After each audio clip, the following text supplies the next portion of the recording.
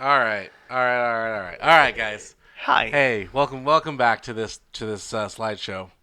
I was thinking of names for this too. Like I was too. I was thinking because they're all just like I think the tying thing is their stories. They So I are thought stories. like AGS, another good story, is a title, and because That's got to be taken. no, nar. It's very Nar. It's very close to That's my Liam Neeson. Nar, America's Got Talent. nar. I'm gonna find you. Nar. Nar. Nar. America's Got Syphilis. Asian. America's got syphilis. Anyway, so pondering out names. Dear listener, we may have a name for this by the next episode. Maybe. Probably There's not. going to be an awkward name edited into this. At So robotic. Some point. Welcome back to beep burp beep. Whatever. We AI it in. Although the AI is getting really good at faking like a voice, so you can't even make like I watched shitty like sub dubbed in like parts. It's like because that's not realistic anymore. I watched a guy do a live reading of a one-man show that was being written by ChatGTP. Oh, that's Last yeah, night. yeah. I've seen some pretty interesting stuff from AI generated stuff, Mm-hmm. dude. The Instagram page I sent you guys is all AI generated modeling and stuff. Oh my god, it creeps me That's out. wild. Anyway, that's not what this episode's about. Not even a little bit. This Are we sure? I mean, maybe we'll have in AI in the 21, 31. Oh, it's the Xenon. You're doing a Xenon episode. I still think this is the sequel album to Rush's 2112. It That's what I'm is. hoping for. It is in one way or another. So I have another baseball. Cat's out of the bag. This is another baseball episode. That's kind of my deal. I'm working on a bigger Stick one. to the rivers and the streams that you're used to. Thank you. I will never go chasing A waterfalls. group of wise women once said. I'm working on a bigger detailed one that's really chewing up a lot of time. So I thought I'd knock one of these out, a baseball story out. More baseball. Because that's what's close to the heart. Baseball. So this one's titled 2131. All right. Okay. So Is this not 2131? no. Oh. So this is about This is going to be about Okay. baseball, and I want to talk about baseball stories that are, in the zeitgeist of humanity. Like a Field of Dreams, which is about a dad that's having a hard time with his dad passing, so he builds a baseball field. Sees like daddy ghosts, and daddy ghosts come in, and they, play a baseball game. If you build it, they will come. But he's a man past his prime. I've actually never seen Field of Dreams. Oh, you got to get on. Or Field of Dreams. 42. I didn't watch the 42. 42 movie, is one. But I know about Jackie Robinson. Exactly. That's why I put it in here. It's just a reason to talk about Jackie Robinson. 42. The most realistic of all the films. You better stop that, okay? You did make us watch Mr. 3000 one night. No one regrets it. I know. I guess Field of Dreams also somewhat realistic because the MLB now does a Field of Dreams game in Iowa. Right, and so that's where the Oh, movie. that's cute. Yeah, the movie inspired the game in a sense, the way that the game inspired the movie. So 42, I've never watched that one either, but Jackie Robinson is the first African American to enter the major leagues, Major League Baseball. There was the Negro League, but that was not as acclaimed as Major League Baseball. And there were was. technically a few black players before Technically, yeah. Racial separation happened within the sport of The baseball. pre-segregation era. Yeah. Somewhere in the 1920s, there was a baseball player called Babe Ruth that conspiracy theorists. No, he's will one of say- ours. He's one of the good ones. He's Italian. They just look like that. Then another one is Rookie of the Year, where a kid breaks his arm and then it finds out he has a total freaking cannon attached to him. Well, we had Fun fact: a reboot Yes, it's a reboot of which a is movie interesting. called Roogie's Bump. Yeah. It's also Rookie of the Year is the outlier out of these for me because Rookie of the Year is your normal guy, like he gets bitten by a radioactive spider. He gets a weird if Spider-Man bump was a and, baseball player. and suddenly He just gets an elbow injury. Yeah, but you're oh my god, he's it's very super sensational talented. because Yeah. it takes him. He takes a real baseball team all the way to the National League Championship game. And it's like, well, okay. Zach, I'm going make to it up as you ask go. on your slideshow here, why no Sandlot? If you're going to Because go I did baseball Rookie, I like movies. Rookie of the Year more. than Sandlot. Sandlot was This is why I like you. You're divisive. was like a Stand By Me kind of movie where kids get together, they overcome, I was saying, and then they grow up. It's the end of the movie. We're like, we're all grown up now. Sandlot is a slice of life movie Yeah. that happens to heavily feature baseball. I wouldn't necessarily. Baseball isn't like the, It's a second James Earl Jones movie. No, I baseball get movie. you. I get you. I'm not going to argue on the storytelling point. Rookie of the I Year also wanted to is put the baseball. other kid baseball one where he plays for the Twins. Is it? Do you know what I'm talking about? I think so. There's Rookie of the Year is one of them, and then it's like a kid that's a Why manager. no minor league with the Sheen? Major League? Major league. Yeah, because that one's too on the nose, and that one's just film? that one's so much about baseball, and I didn't like that there was like a love interest thing going on with the baseball player. Yeah. Yeah, none of these none of these films feature a love story within their baseball movie. Not Mr. 3000. I will say. The minorest of ones in the grand scheme. But yes, you're very true. Very true. Being film guy and being that baseball is Yeah. a boring ass sport. Yeah. That we've Oh, already well, gone. okay. We've already gone through. You can already introduce any sort of plot line, whether it's Christopher Lloyd being an angel, or a man. Probably the best one on the or bunch, a man right? trying to get his redemption arc, whether it's playing again or getting to 3,000, or building a field in his backyard. Like, there's room in baseball to tell a good story. Yes. Old ass rookie. Old ass And rookie. the Yeah. rookie. Yeah. What was that guy's name? Jim Morris. Played his first MLB game at the age of 35. That one was because I want to get Dennis Quaid in the mix here. Gotta have Quaid. And then, of Oh, course, yeah. Mr. 3000, just to wrap up, Angels in the Outfield, I want to wrap up with, because that is, what a star-studded movie. Guys, Oh, yeah. Can we go through this? Joseph Gordon-Levitt, Danny Glover, Matthew McConaughey, Tony Danza, Christopher Lloyd, Brenda Frickle, and Neil McDonough. Oh, and Adrian Brody is in it, too. That's what Disney gets you. That's Disney money. And it's a great story, too. The kids get adopted at the end. The dad says, I'll come back to you guys. I'll come back to your son when the Angels win the pennant. And then the kid is so traumatized, he starts seeing fucking angels in the outfield Well, I do like helping the team win. He doesn't wish for his dad to come back. He wishes for the Angels to win. Yes. So his dad will come back.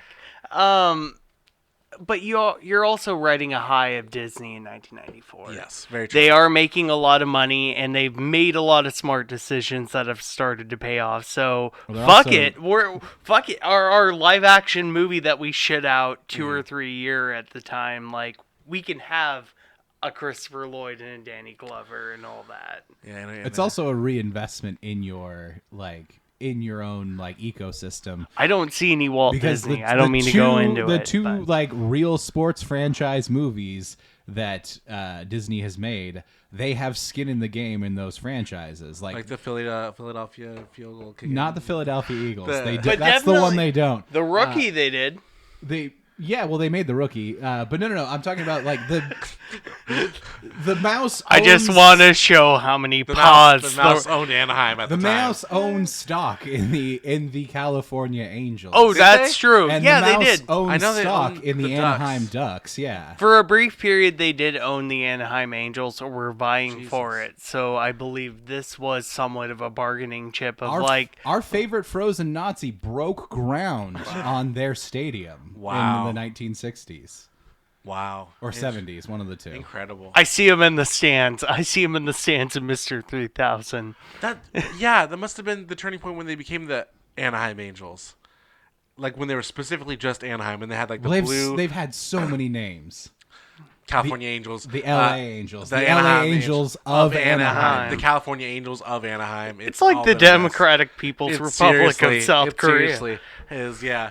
Okay, finally, Mr. 3000, Yeah. a baseball player that has made his post-career buck on having hit 3,000 hits in a Major League Baseball career. Because it guaranteed him a spot in the Hall of Fame. That's right. Yes, that was a big niche too. Yeah. But he stat error comes up that he's 3 hits short. He goes back into the major leagues to Get those 3 hits, and at the end chooses teamwork and team win over his stupid little stat. In the end, a sports movie happens. Yes, in the end, a sports movie happened. Color me surprised. So these are what we've gotten for good sports stories. This is what is mass produced. This is like, I feel like this was a niche on all kinds of parts of the spectrum of good sports movies, specifically baseball movies. This is the feel goods that we get, right? Yeah. So I want to talk about personally what I think goes into a great sports story. First off, I want to talk about is family. Family in sports is one of the top highlights. As you see on the top left, you have Ken Griffey Jr. and Ken Griffey Sr. Yeah. Which people will call a gimmick, a Mariner gimmick, to put butts in seats. You got the father-son playing on the team at the same time, hitting a home run, one Mariners after the other. needed everything they could get to get butts in seats in those days. Well, it's nostalgic as well because a lot of sports fandom is passed father to son, over generations or through family because... Absolutely. You may hate each other on politics, but you can also hope for the Birds to win that year. Exactly. The best way I've described a familial bonding around sports comes from Twitch streamer Will Neff, who's like, none of the men in my family will open up emotionally with me. So instead, we've used sports teams as proxy. When I talk with my uncle, who's a real man's man, I can't just say like, "Hey man, how are things going in your life? I noticed you are a little down in the dumps." He'd be like, "Well, William, that's gay, and we're not going to talk about that." Yeah. But if I say, "Man, the fucking Jets are sucking this year," it's like, yeah, that reminds me of my dad, who wasn't around in my life very much, and it's just that constant like being let down. Yeah, it's the coding of how to translate your feelings. Most people can do that with their parents through sports. I also see it as like a variation of being in the family business. Yeah. That well, yeah. You grow up seeing this happen, and then it's the only life you know. Cops, same thing happens. I mean, it's seeing the life of your parent or what have you, your adult that you were watched over, and seeing how they live their life and just wanting to follow in the same footsteps. But not only that, and then a talent pool thing too is. But on the other side of the people that play the sports families are big. Yes, as you can see with the Mannings. The Mannings are NFL royalty. Is that bottom center? Bottom center, yes. Yeah. Arch was a good-for-nothing quarterback in a terrible time. Peyton Manning, New Orleans Eights. Yeah. Peyton Manning looks like a fucking golden eye, like DK head mode. Yeah, like it's like, oh man, that PS1 character got brought to life. Yeah, I could hear the golden eye. He was. I think I made him. He was a PS1 character. I think I made him in Tony Hawk. So you got the Mannings. Then top center, you have the Currys. Del Curry played for the New Orleans Hornets and then traveled a bunch to different teams.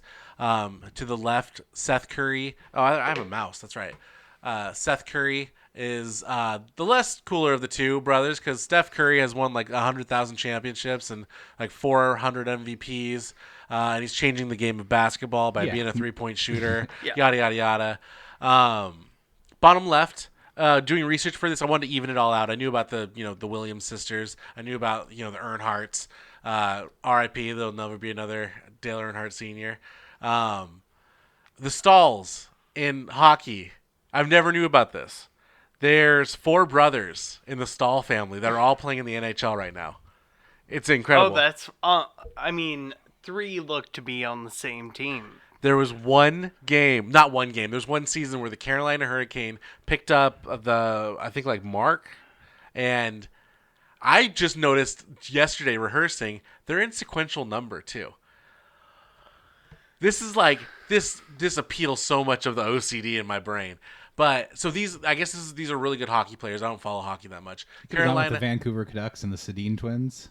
No, I didn't know about. There's twins. Yeah, there was twins. I think they were the Sedins. I should have done more research on that. Anyway, there's 4 brothers, and none of them have been taken below the 49th overall pick in the draft. So there's like 30-ish teams in hockey. So they've always been picked in the second round. Who are these? That's the Carolina Hurricane that they're playing for right now. You just don't think red and white with Hurricane, No. but It's not even Carolina. I think there's like green in their flag.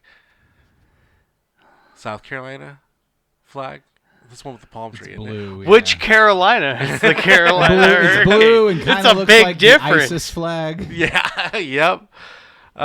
Okay. So then we talked about the Mannings, the Currys, Earnhardts, and then the Williams. The Venus sisters. Yeah. This is the Williams girls. Doubles champions. Serena, the one that has gone on to Yes. do Who a are lot of. still playing, which Serena I don't keeps- follow tennis She at keeps all. acting like she's retiring, and I then she will comes say, back. I think Serena's finally hung Yeah. him up. but- Okay. Venus retired a long time ago. Yeah. Okay, so part 1, family. I think family makes a good part of family. I didn't think about that. Oh, even in baseball, there's Vladimir Sr. and Vladimir Jr. Those are legacy baseball players. Did like son of Babe Ruth come out and Oh, in fact, no, they're Vladimir Guerrero too. So it's like, I never thought about Vlad as like, that could be like a Russian name, right? Yeah, like Vladislav. Yeah. Interesting. So second, I think, is champions. Champions make a good sports story, right? well, a big moment because sports. I think of Rocky. Sports. Yeah, sports movies and sports stories. If we're gonna go fictional, I think of a Rocky, or I think of any other underdog that goes up and rises to the challenge, either taking the cup or championship or not. But Rocky is a really good example because he loses in the first movie. Yeah, It's a natural culmination of sports. Like, sports is at its very core, no matter what it is, a competitive endeavor. And so, like, the natural conclusion of that is to determine who is the best at any given time. Yeah. And so a championship is always going to be the most, is going to be the story of the season. And the story of it being you're the last man standing at the competition is just so classic. It seems like it always works. It always wins. I have Russell Wilson here. That's NFC Championship 2013. Yep. He later goes on to win the Super Bowl for the Seattle Seahawks. Very cool. He's crying here. That's why I wanted to put it in. The crying Russell is it's a great image. It's doing that a lot now, but for different reasons. Yeah, because he doesn't know what bathroom to poop in. He's got too many toilets. Too many toilets Too many out in toilets. Denver. Do you know about that? You've seen No, the TikTok, whoa, right? what? You saw the ongoing TikTok throughout the season of will Russell Wilson throw more touchdowns than he has bathrooms in his house? And it came down to the last game of the season For him to beat it. for him to be 13. Yikes. Yeah, yikes. Very recent. You got Very recent. Dead. Argentina. Argentina When they winning the went to World the Cup. oh yeah. Yeah, Lionel Messi, and what is everyone's concluding is going to be his last time in the World Cup, wins it finally. Argentina's won it a couple times already in the They history did of have FIFA. the other guy before Messi, Pele. Was it Pele? Was Brazil? I Oh, believe. maybe. I'm sorry, world soccer fans. First off, I called it soccer. Second off, I don't know shit about the game. So Messi just won the World Cup. Super exciting for Argentina. Bottom right is Kawhi Leonard, who I think is one of the greatest single champion stories of all time. He played for the San Antonio Spurs, won the championship with the San Antonio Spurs, won MVP of the finals. So over that 5-6 game stretch, he was the best player. He was carrying the team on his shoulders. He gets injured in the offseason. He reconstructs his body, takes care of himself. The Spurs staff say, hey, you're cleared to play. So he plays, and he re-injures his body because it was bad information he got. So he decides, I'm taking my career seriously. I'm going to start sitting out games when I don't think. I'm going to make the call now. I'm making the call if I'm good to go in the game or not you. And Kawhi then gets in fight with the organization. And Pop's not a fan of that. Oh Pop's wow. not a fan of that. So to show him what's what, they trade him. And they trade him to one of the bottom of the tier teams. A team that is competitive, but they'll never, ever do it. They'll The never. last Canadian NBA team. They send him north to die, to end his career. He's to a ruin him. Raptor. He's a Raptor. And in his one season with the Toronto Raptors, he leads them to a championship and an MVP championship. As the only player of any real renown Yeah. on that team. Yep, he led a team of just some dudes. That's kind of an insult if anybody listens to that. Kyle Yeah. Lowry was on that team. but Everybody's he complimented- putting in work. Yes, but it's a team his, sport. They his injection. moneyballed an NBA But- championship that year. Without him, they would have never won. And then he leaves. And he's never gone back to the championship ever again. He just came Batman's away. He just grappling hooks Yes. away. Yes. And nobody's Did he go to seen the him. Rockets after that? No, he went to the Clippers to work with where everyone's career goes to die. Yeah, where he thought he was building a super team, but No. And he's doing the same thing. He's sitting out a lot of games. But So he won the championship as a big fuck you to his last team. And Yeah. it's one of the greatest rises. And to walk away, like, you know how George Washington decided not to run for presidency again after running the He revolution? stepped down after a second term. He Yeah. was like, that was Kawhi Leonard. He walked away. Like Batman, grapple hooked his way out of there. Okay. Champions are a great story. It always works. You climbed to the top of the mountain the fastest. You're the strongest boy at the competition. Hometown Heroes is a great sports story. LeBron James being like the top one. But you have like Pete Rose. Pete Rose, a baseball player, had the longest hit streak in Major League Baseball. He was from Cincinnati, played for Cincinnati his entire career. Lisa Leslie. And Believed in the team wow. so much, he was betting on Cincinnati. absolutely. Put Pete Rose in the Hall of Fame. Absolutely. What a dedication. I know, I right? get it. Like, you don't want players betting because especially in baseball where you have like the one provable case of your championship game. But when the evidence Being came out, thrown he due was to some betting shit. on the hometown He was team. betting on the Reds to do good. It wasn't was like he betting was on betting me. against his team and throwing it. He was crushing like fucking hits Yeah. and betting on Is himself to Pete do Rose it. a fucking anime character? Yes, Pete Rose is an anime character. He's a good man, and he Because belongs in the Hall of Fame. when he signs baseballs, he signs it with his hit, the amount of hits he had in a single season or in a career, the most hits anyone's had in a career of baseball, and he signs it with that Pete Rose because he's still on the Hall of Fame because he bet on a couple games. And so, But he bet he's a on petty himself. boy. Like, It's a petty thing. Petty Rose, I love it. But Lisa Leslie played for the LA Spark, and she's from LA. Yeah. LeBron James, another great story of a hometown hero. Through circumstances of tanking, the Cleveland Cavaliers were able to draft the kid from Akron, LeBron James, first round, first pick, and he led them to a championship game, a series, where he lost.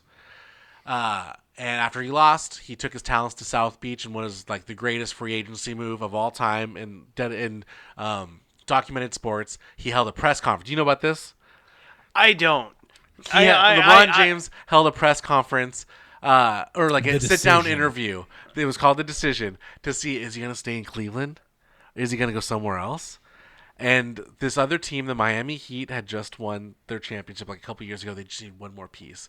And he they said... had pieces, and they just needed one more. They had needed- Chris they Bosh, they needed had a Dwayne LeBron. Wade. Yeah. So he held this interview where he announced, it was primetime television, I'm going to take my talents to South Beach. Super Boom. exploitative of sports media to take like a 21-year-old or Yeah. 22-year-old. 21, 22-year-old Yeah. kid at the time and be like, oh, no, we'll give you a whole hour-long fucking special about your decision of where to go in free agency. It was like a wrestling show, dude. Oh, It was wow. great. It was Like he came out in like a State of the Union address. It was, like, it was, here's it was what... two director chairs. It was Yeah. two director chairs, like three cam set up, and they talked about his career and what his decision was. And they made you like sit through like, we're going to talk about this shit. 5-minute commercial break. Yeah. Then we're coming back. And then 5-minute commercial break. Very political. Anyway, so he goes to Miami. He wins 2 championships. I think 2 championships, maybe 3.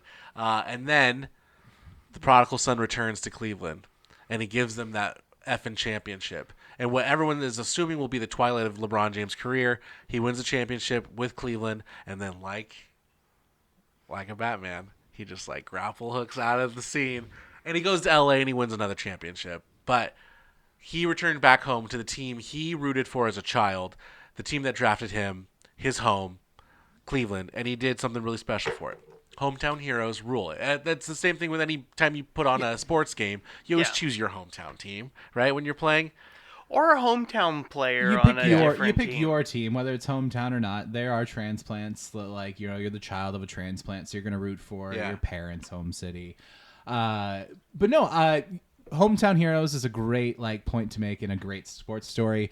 It's similar to what we were talking about the like familial, particularly male bonding over sports. Yeah. Sports is one of the few things that galvanizes a community outside of tragedy. Yeah. That's one of my biggest arguments to like why sports matter. Yeah. Whenever I'm like talking to someone who just doesn't necessarily get it, which is fine. But when they ask me like why I give a shit about sports, it's the fact of like you will never see a like geographic area, like not just usually a city, but like an entire like region of a state, if not like multiple states, depending on like what that team's like market reach is, completely galvanized despite all of their differences. More than like a sports team without something terrible happening in that area. Like the only time communities galvanize around each other is when a tragedy occurs, unless, hey, that sports team that's like happens to be local is doing well. And so, you get the same sense of camaraderie without having to experience a shared trauma. And not to mention, it's cool to be that warrior for that team, to and be that the galvanization one from that team. is like if that person's front, if like the hero that's leading the charge of your local sports team doing well is also a member of your community. Oh yeah, it just redoubles that like galvanization and that sense of civic pride you get. inject that into my veins. Like, I think we've all experienced it here. I mean, we're all Western Washington boys. Oh, yeah. We've all been through, like, a few different times when the Seattle Seahawks were good. Yeah. And you always notice it. Like, in 2005, when the Seahawks were heating up and making their first Super Bowl run, people who don't give a fuck about football all of a sudden are wearing blue for, like... They're wearing jerseys on Blue Friday.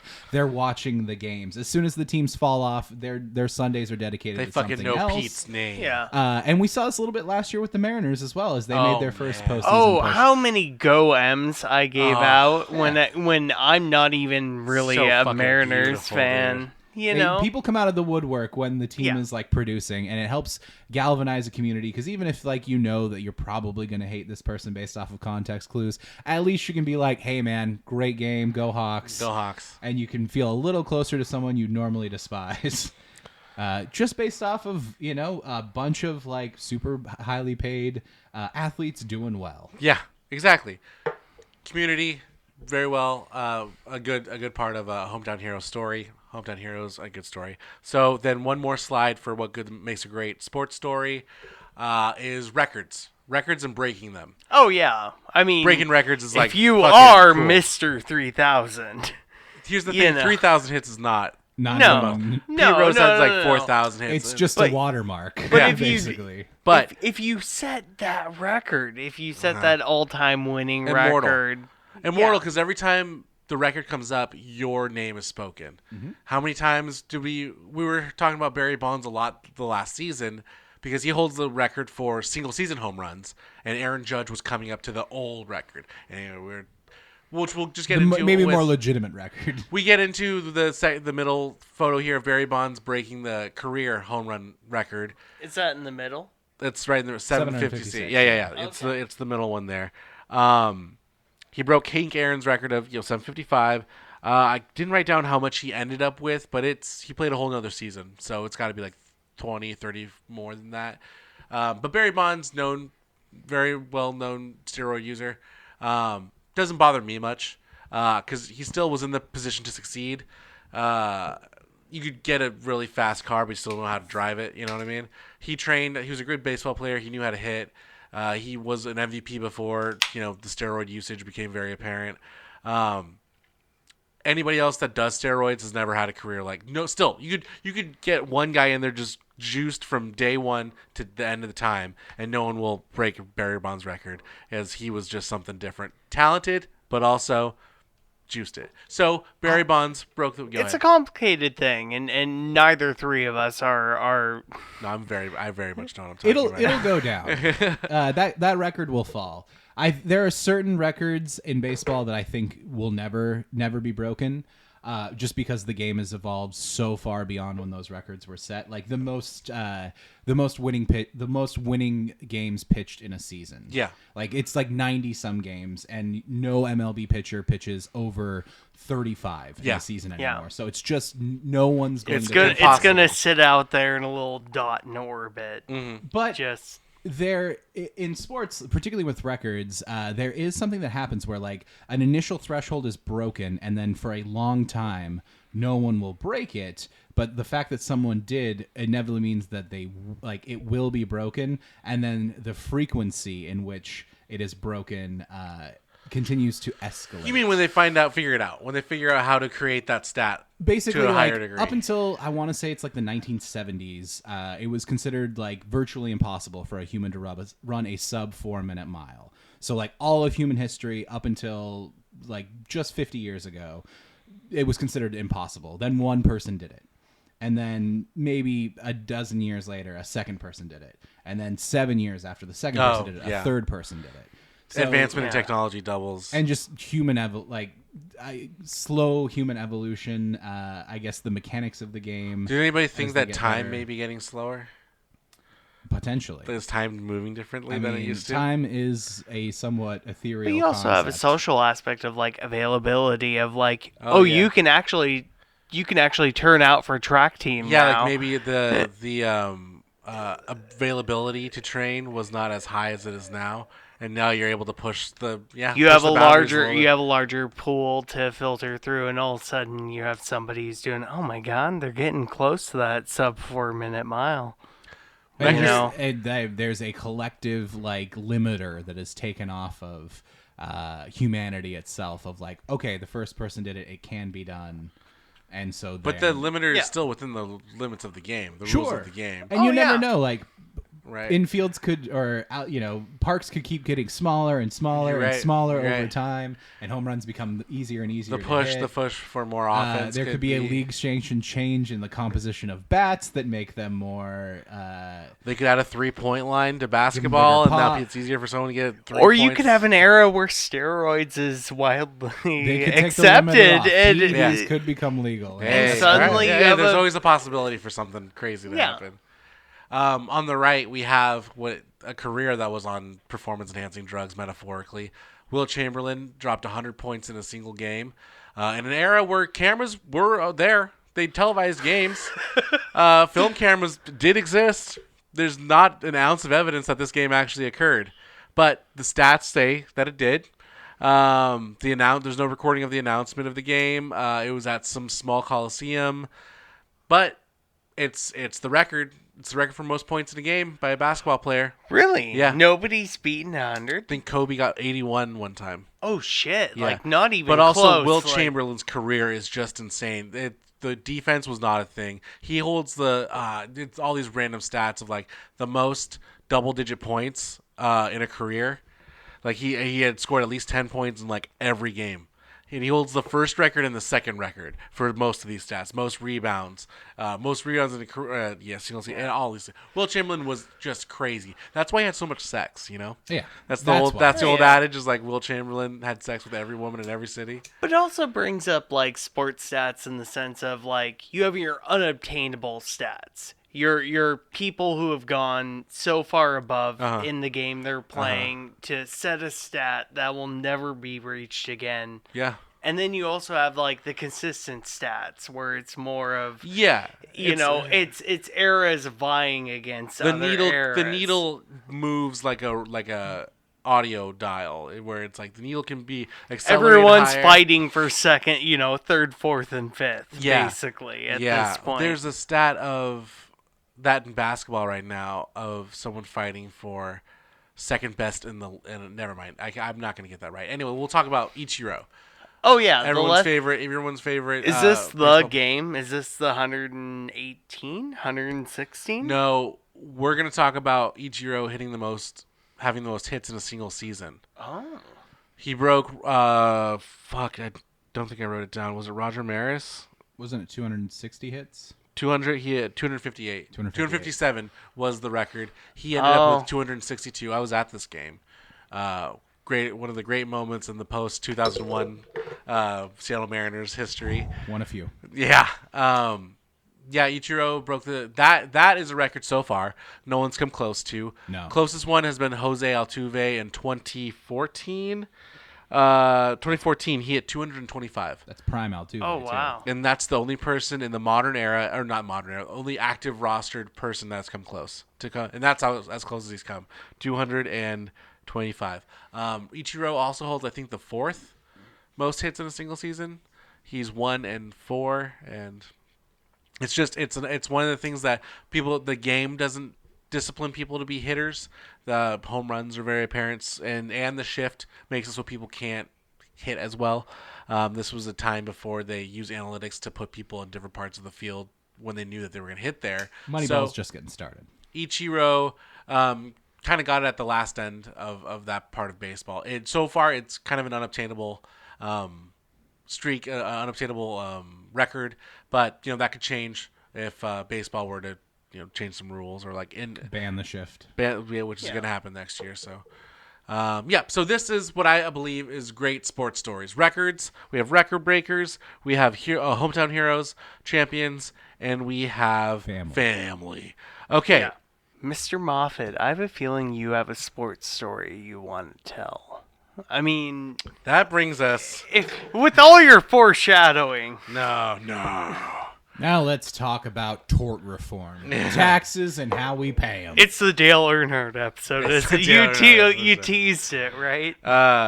So I want to talk about our main character of today's story, Calvin Edwin Ripken Jr. Does this ring anyone's bell? Yeah. Cal Ripken Jr. He's got baseball. He's got baseball written all over him. He was born August 24th, 1960 in Havre de Grace, Maryland. I don't know if I pronounced that right. He's the son of Violet and Cal Sr., if that didn't stand out. He played for Aberdeen High School in Aberdeen, Maryland. His father was a baseball man. He coached a bunch of minor league baseball teams over his career. He was actually on the road when Cal was born. Fun little fact. Cal Ripken Jr. ripped in high school. If you read the card on the right side, Cal's career spanned several eras and various monumental events, but it all started with pitching in Aberdeen High School, posing a 7-2 mark with a .7 ERA and 100 strikeouts in 60 innings, leading his team to the 1978 Maryland Class A title and striking out 17 in the championship game. By the way, he also hit .492, which is almost every other time he got up to bat, he got a hit. So he's a savant. For baseball. A baseball god is born into this modern, modern at the time, 70s high school fucking league. You've got it 100% correct right there, yes. I mean, I know this guy pisses baseballs. I know in retrospect that, yes, Cal Ripken Jr. is important to the game of baseball. But to play devil's advocate here, every person who becomes a professional athlete is this person in high school. Yeah. Oh yes. I have it in here several places. This is high school baseball. These are kids that are playing because they want to play, not playing because they're the most talented people in the bunch, right? So the talent pool is crazy. There were some other stats. At one point, he where is it? He struck out, or he was batting, he was batting .688 in his senior year at one point, and he had 45 strikeouts in 26 innings. So not only is he hanging out there pitching, I know we covered baseball, but just for the layman, for the people that don't know at home, yeah, he's pitching fucking phenomenal. Yes. And he's hitting 2/3 of the time, or at least half of the time. Yep. He's getting on base. He's crushed it. This kid is almost like a one-man charge on a baseball field. So he won the championship 2 times, I believe, in high school. And the first championship he won was the first title the high school had won since the year before he was born. Then his senior year, he pitched in the game. In fact, interesting, he was the pitcher for the game on the championship, and the team was down 3-0, and it was starting to rain, so Cal Ripken was trying to delay the game. So he kept throwing to first, trying to get the runner that's on first, throw him to first until the umpire called the game. So since it was before the 4th inning, they had to replay the whole game. Cal Ripken pitches the whole fucking game. He throws 102 pitches, strikes out 17, and allows only 2 hits. The team was down 3-1 in the previous game, and then they delayed it, came back, played a week later, they got a W, won the championship. Cal Ripken, that guy breeds baseball. That guy is insane, smart baseball. Things work out for Cal. Sometimes people find a destiny place that all good energy drives them. And Cal Ripken is inside of a baseball diamond. it's the kind of thing like Walt Disney where I'm just like, thank God he didn't get into politics. This man found his thing. He found his thing, and it was hitting a ball and throwing a ball. So he puts up incredible stat lines. He gets put on the grand show. So he was drafted right out of high school. He didn't go to play college ball, which a lot of players do, to get used to being on the road and keeping your game happening while you're traveling. High school kids just travel from town to town. It's an after-school thing. So they don't get to deal with the weeknights out at a hotel, have a game the next day. Well, another big like difference between the high school game and the professional game is like you usually play a game against a rival high school. Yeah. You don't play a series. Exactly. You don't like Stanwood High School isn't traveling to Marysville for 3 days They're to not play. staying at the motel Yeah, stays yeah. for 2 straight days. To play Marysville Pilchuck. So he was drafted out of high school 48th overall in the 1978 draft by the Baltimore Orioles, his hometown team that he looked up to throughout his career or throughout his adolescence. His first stop in the baseball, Probably a big Willie Mays fan as a kid. probably big Willie Mays fan, yeah. They drafted him as a shortstop, not as a pitcher. They didn't care about the cannon this guy was throwing. Once you get up to the major leagues, people know how to hit. So you can't pull those little high school tricks on anybody. So he played as an infielder, shortstop primarily, third base throughout his career. Gets put in the Appalachian League for the Bluefield Orioles. A lot of the teams in the Baltimore Oriole farm system are named the Orioles. I think only one, the Red Wings, are the only team that are not. But he has a lot of stops with the Oriole jersey on. I didn't have a photo of that one. He didn't do anything special. Missed out on like any kind of award, stuff like that. So the next year he was doing good. He got bumped up to Double-A. And Ryan, do you know the tier system of baseball? It's like a triple, double, and then major league. It's Single A. There's kind of 2 divisions of Single A. You accumulate A's and then you lose them all Yeah. when you make it to the MLB. Yeah.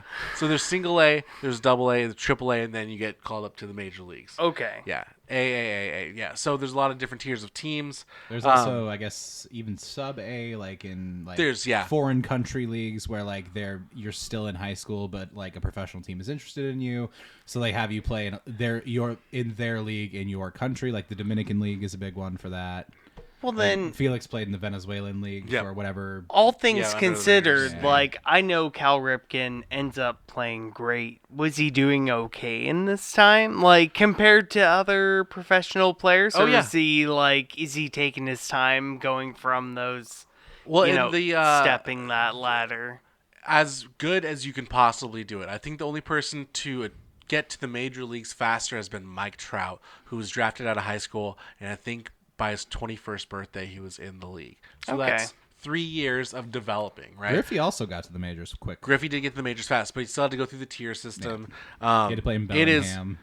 It is not typical for a player to be shot up like in football, where you're drafted, you're the first round rookie, you're playing, baby, you're Yeah. getting a starting job, or in quarterback case, you're going to be like behind the quarterback, and Not you're even gonna anymore. Like that's maybe 10 years old in the game of football. The only somewhat recent example is Patrick Mahomes, who waited 1 season behind Yeah. Alex Smith. But nowadays, if you're a first round quarterback, you You're just are kidding. going in the game. We got you for a reason, buddy. Yeah.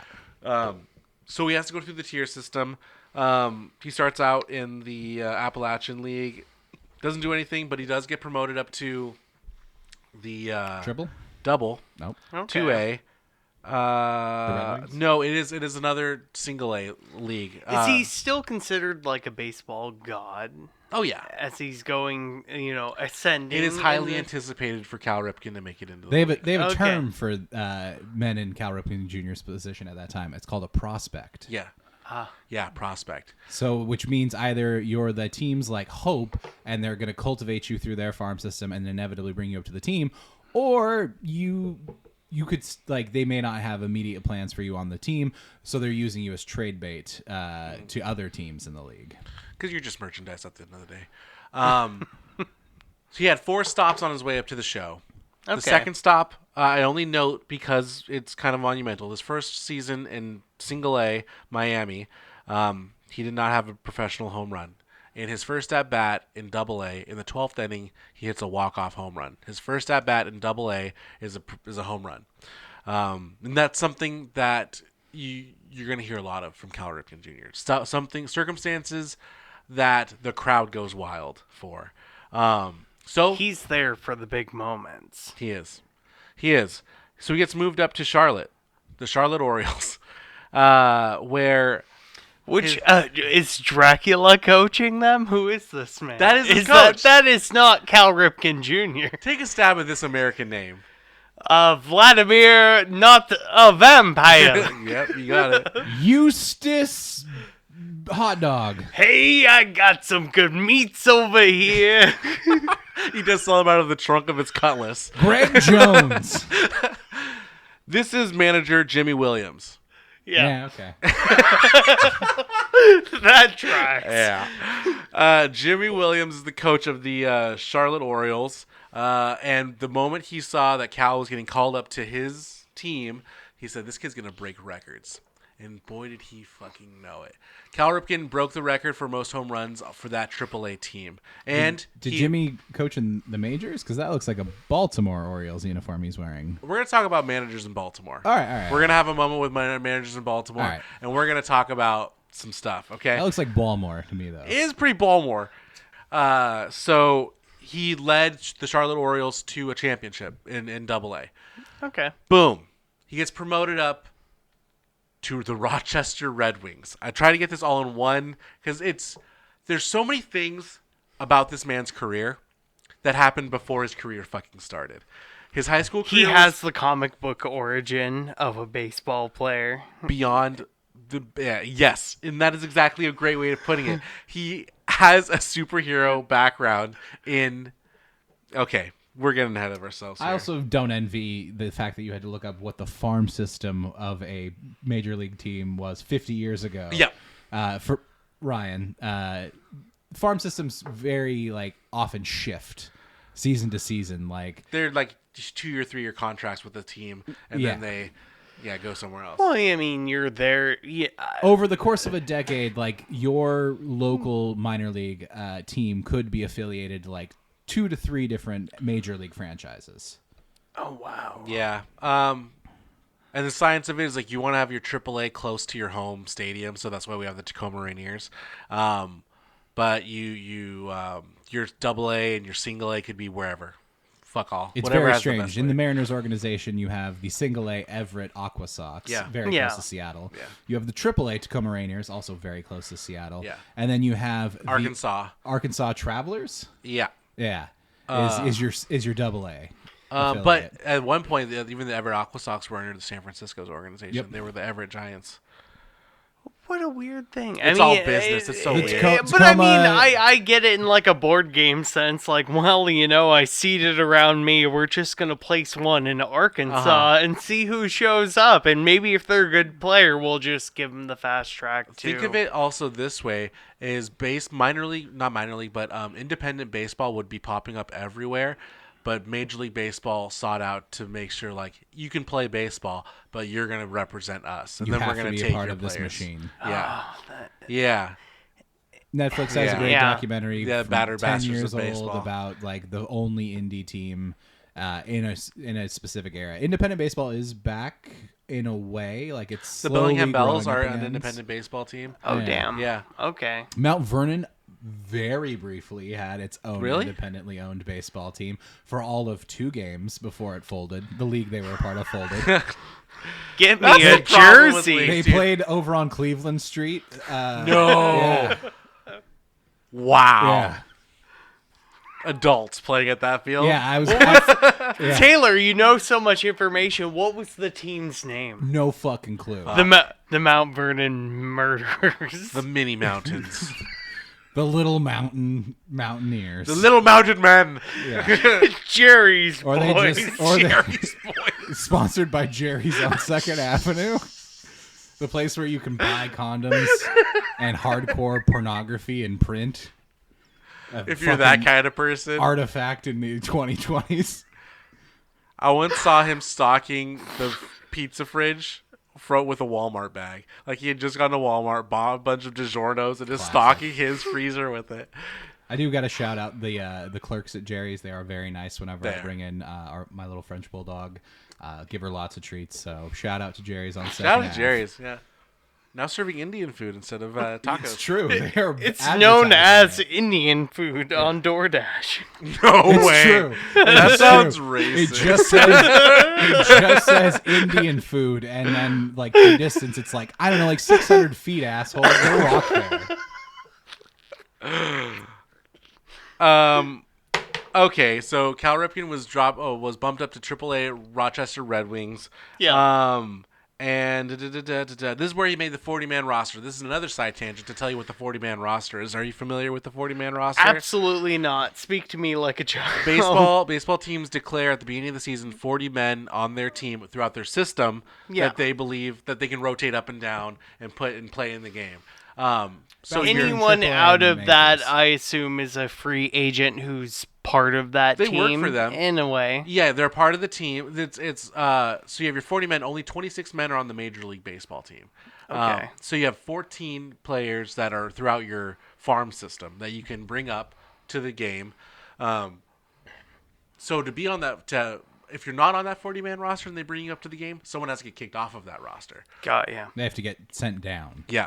No. So that's a part of it. Is like even someone If who's on you the, catch a Pokemon, you have to release a Pokemon. Or they could be on injured IL. someone who's on the 26-man roster and then gets taken off to be for someone that's not on the 26-man roster. So then they get sent down, yes. If you're not on the 40-man roster and you get put on there, so someone has to get taken off of the 40-man roster, you get put on waivers where any team can try to sign you for whatever your contract is. It's a complicated thing.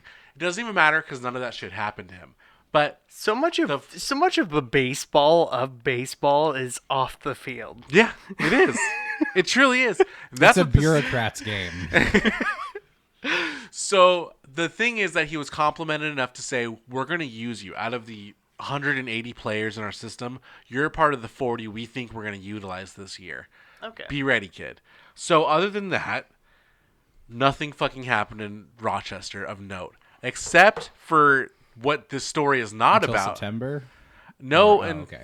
until April, the beginning of the season. Okay. Until what this show is not about. But I found this through research, and I had to just take a moment because it's very interesting, and it could have been Are we taking an off ramp and we're gonna get back on? We're getting gas at the Conoco, and then we're gonna get right back on that freeway. Okay.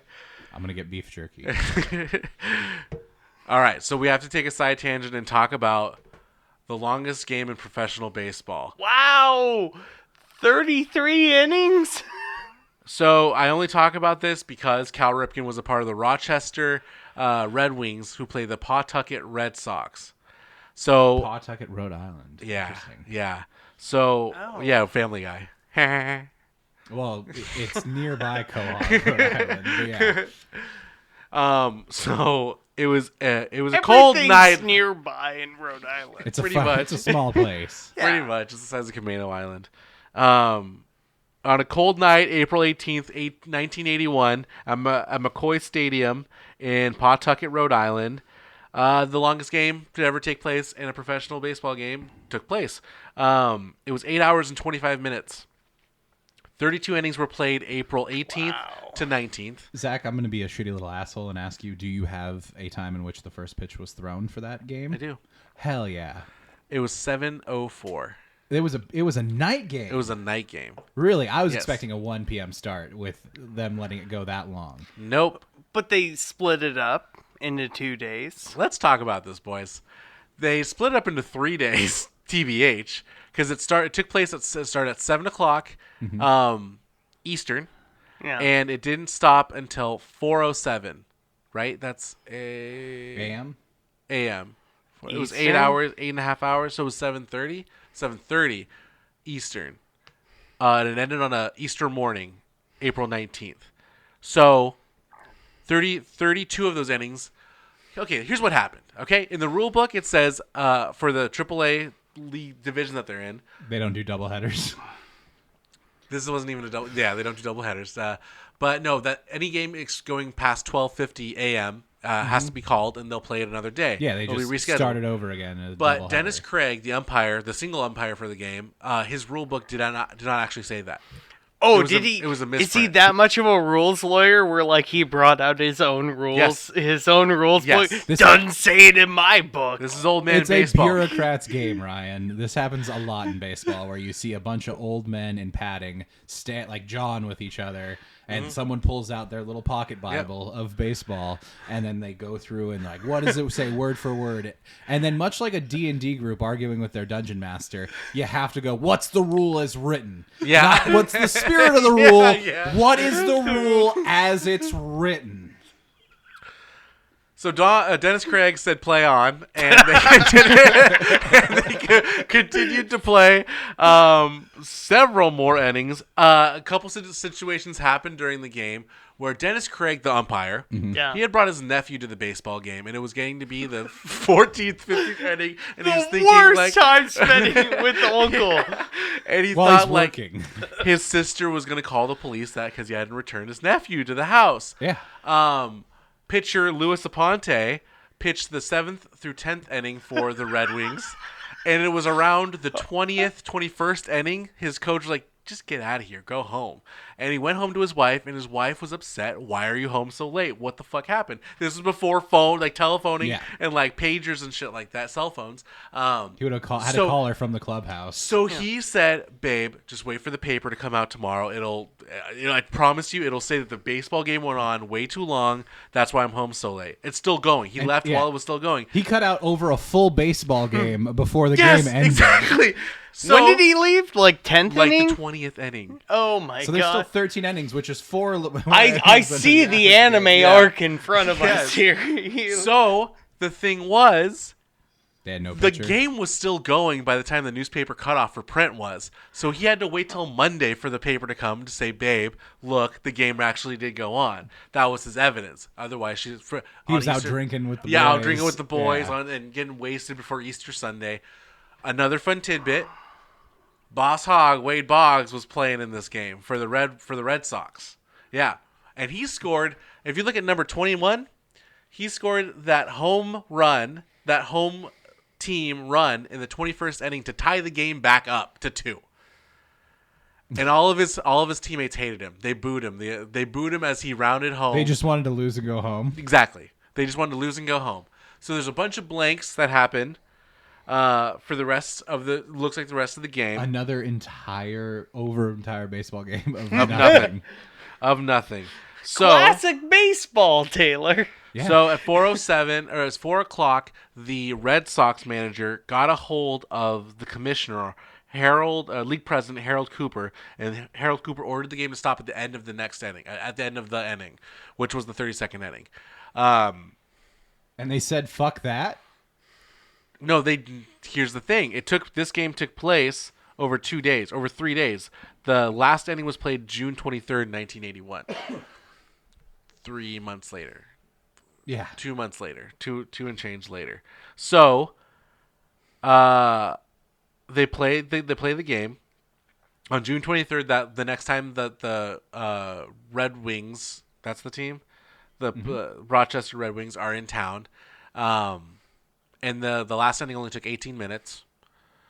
They played it right before the game they were going to play. So they double-headered it. Oh wow! But it ended up That's being just so one wild. Where Yeah. everyone's waiting in anticipation for sudden death baseball. Plus, you get the money worth out of your Yeah. tickets. I want to know the story of the person who worked in the office for the Pawtucket Red Sox who had to go to the printing company to have them make a custom scoreboard Oh, yeah. for yeah. innings that should not exist Yep. ever. Yep. Illegal numbers on a scorecard. This is 3 and a third baseball games of regulation 9 innings. It's too much. Final fun facts on this game. Or no, it's 3 and 2/3 of a baseball game in one game. 18, 27. You Yeah. had 3 full games and 6 innings. So Wow. 3 and 2/3 of a game. When the game started on April 18th, 1,740 people were in the stands. Yeah. Of those 1,740, 19 were in attendance when the game was called on the 32nd inning. 19. True fans. True fans. And you know what, True Ryan? fans. They were rewarded with lifetime passes to McCoy Stadium. They could go to any baseball game they ever wanted for free. So the next time when that last inning was played on the pickup game, it was a sold-out crowd of 5,746. The losing pitcher, the guy that gave up that run in the 33rd inning of the 18-minute game. That Pawtucket picture. No, it was a Red Wings. It was a Rochester pitcher because it was a losing game for the Pawtucket Red Wings. Okay. So that was Steve Grilly, and Steve Grilly was not a part of the team when that game first began. He was brought on. On this double A. He was in Double A, and he was called up, and then he lost a game that he didn't even start. It was not a part of the team to start. And Wade Boggs had 4 hits in that game, 4 of the 21 from the Red Sox. And his dad was proud of him. But then he had to tell his dad that he batted 12 times that night. So he was 4 for 12, which is essentially 1 for 4. If you want to reduce that math. Okay, so hitting 333. Yeah. No, 25. No, 12 For divided by 4 is 3. Oh, it is. You're right. Yeah. Sorry, that's me. That's my math. No worries. All right. So that's a fun side tangent. The longest baseball game in professional history. Cal gets called up to the show. Welcome to the show, Cal. Hey, how you doing? You made it to Baltimore. Snort some Old Bay and fight a crab. In Rochester, he was named International League Rookie of the Year. And then in the second half of the Major League season, he was called up to replace Wayne Kritsky. Wayne Gretzky? Wayne. He played baseball? Wayne Gretzky? The great one? And it was on August 10th, in a very Cal Ripken way, his first appearance in Major League Baseball was being a pinch runner in the 12th inning. And he scored the winning run. He would his first hit in the show would come 6 days later. And then in 1982, the following season, he started his first complete season. This would be deemed his rookie year. And at his first at bat, Wayne, in a very Cal Ripken Jr. style, it was a home run. A home run in his first career start, or his first career game, or his first game of his rookie career. He does the best possible thing you could do at your first at bat. It's a superhero origin story. I'm still a little dubious because I just think that the opposing pitcher got lost in those fucking baby blues. Look at those things, man. Look at those. They are electrifying. To quote Kenny Powers, who would you cast as young? Paul Walker. He got them Paul Walker eyes. Paul Walker, yeah. I actually kind of see that bad guy from Walking Tall, the casino owner guy with his piercing blue eyes. Something Reinhard Wolfcastle or some bullshit. I think you could have got away with like a Matthew McConaughey, but 25 years ago. Or Peyton Manning with contacts. Yeah, that's it. That's truly it. Okay, so yeah, he got a home run in his first at bat. So he would go and get 3 hits in that game, in his first game of the rookie year, and he would end up winning Rookie of the Year for the 1982 season. All right, so he's already acclaimed. It's the talent. He's made it. It's the talented kid. That's the boy the league has been waiting for to come in. He did it. It's incredible. He is what we thought he was. They are who we thought they were. He's exactly the kid that we all thought he was going to be. I mean, not me. I was not alive in '82, but yeah, as the oldest member of this podcast, I was still negative 6 years old when he debuted in the MLB. Yeah. So great show, great start. Let's go to 1983. Cal Ripken Jr. He looks like he's got some rec specs on. Yeah. Oh, he's a shortstop. You gotta keep them rays out of your eyes. Also, I'm loving the typeface on this fucking card where you have the the world's most what is he in a game show? Yeah, what is this shit? Yeah. Oh, it just shows that that's his Hollywood Square.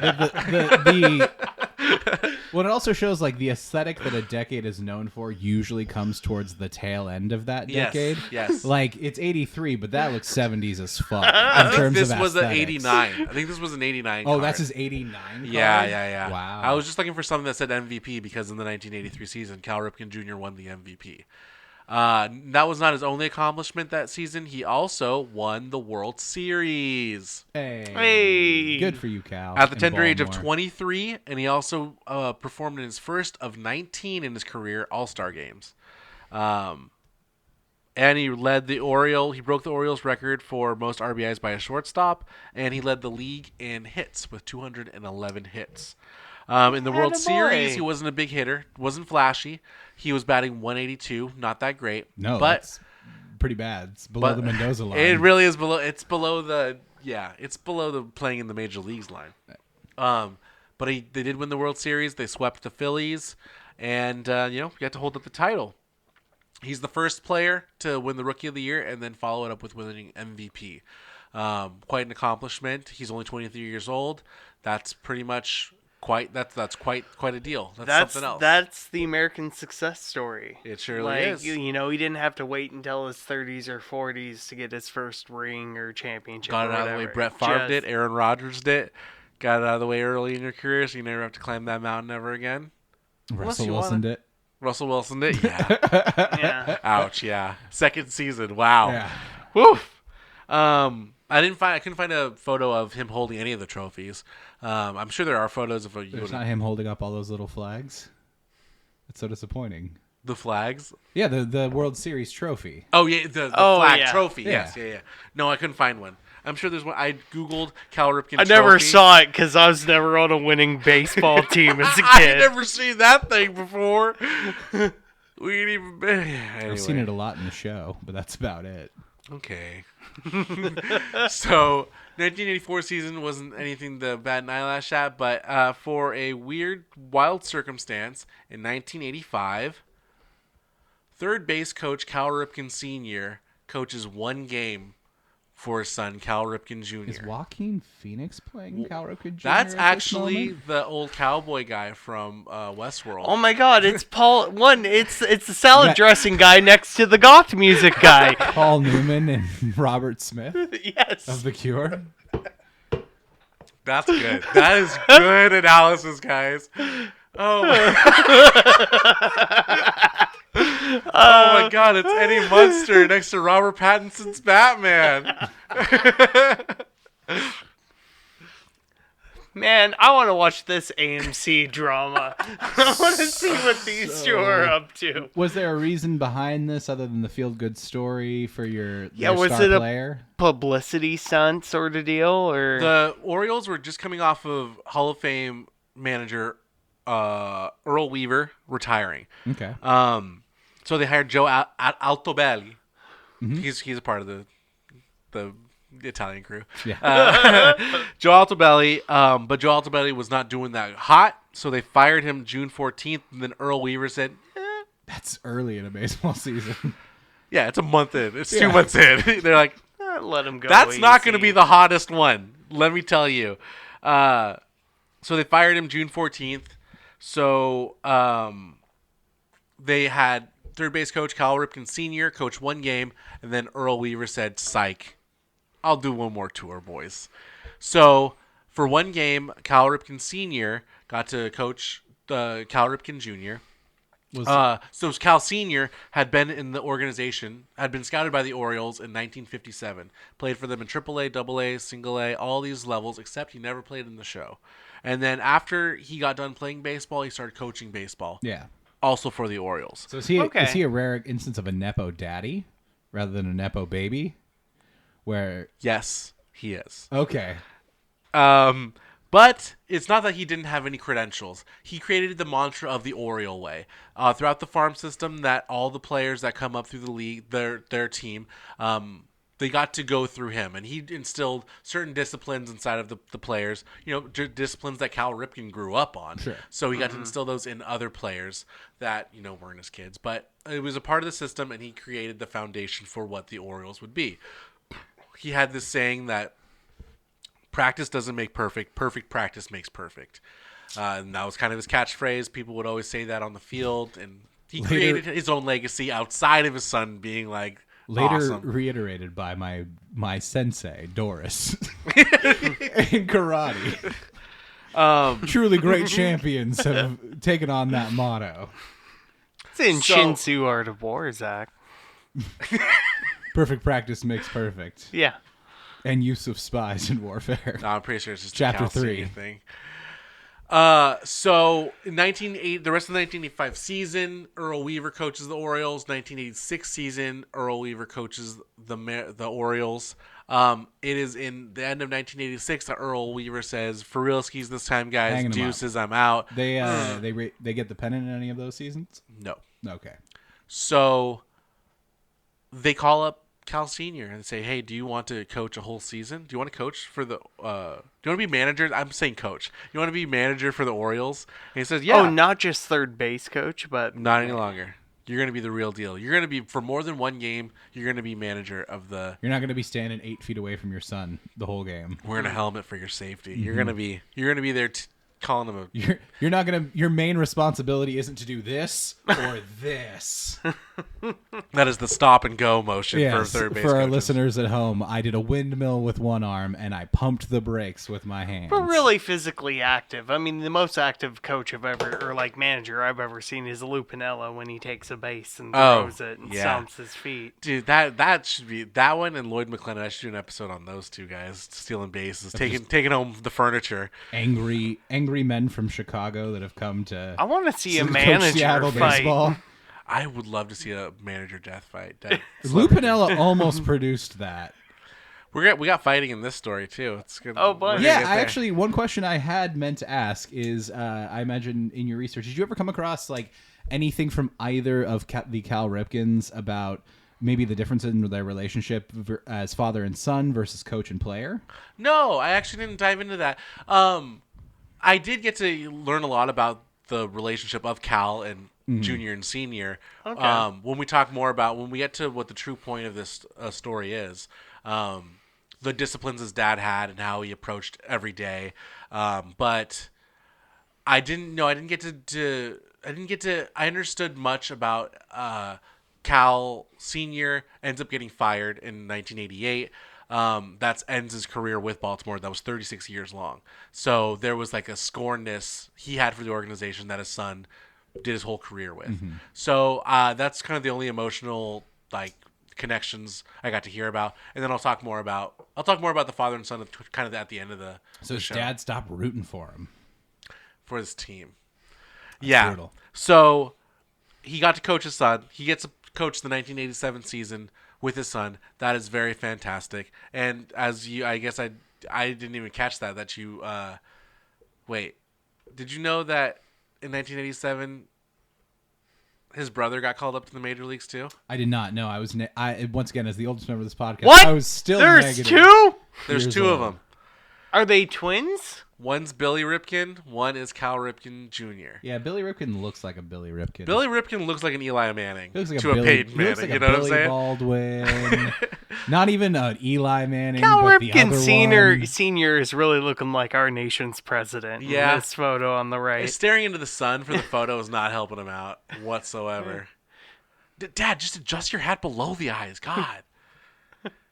So in 1987, it is.